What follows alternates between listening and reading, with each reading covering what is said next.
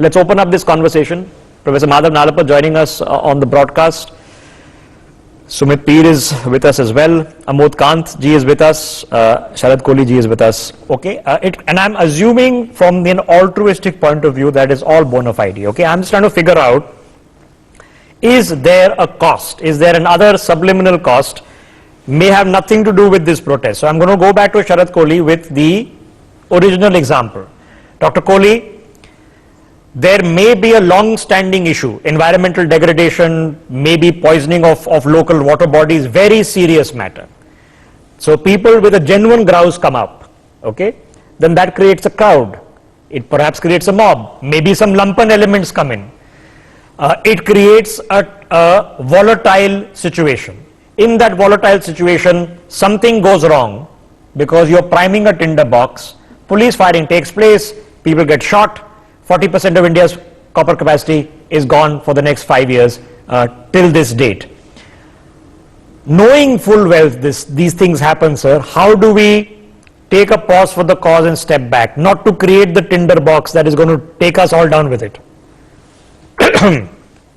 Well, thanks, Rishabh. You see, if you see the structure of a protest, any protest around the world, there are three things.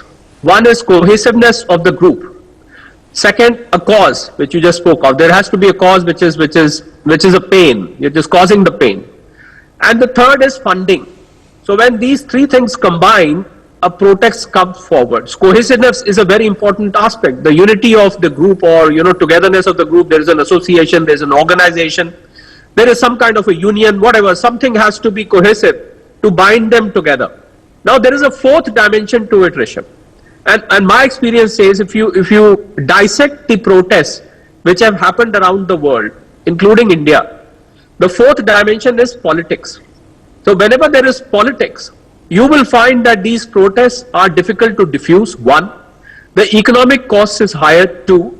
And it also results in a mayhem, three. These three features would be there the moment you see the fourth dimension which I mentioned, that is politics getting attached to a protest. Unfortunately, in the current scenario, I was going through the the European farmers' protest in Italy, in France, in other places, and not many people know that there is a large amount of politics behind it. Apart from the the farmers on the road that you see, there is definitely, and also this politics behind also gives an extra bit of courage to the protesters, because they know that there is a political power behind them. Either it is in power, or it is about to come into power, or it is meant to uproot the existing power. They know that something is there. So I think we need to hit that fourth dimension first, because this fourth dimension has added a new dimension to the protests around the world. There used to be protests earlier also, Rishabh. Talks used to happen.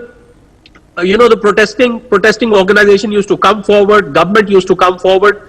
A discussion was there and the matter was agreed.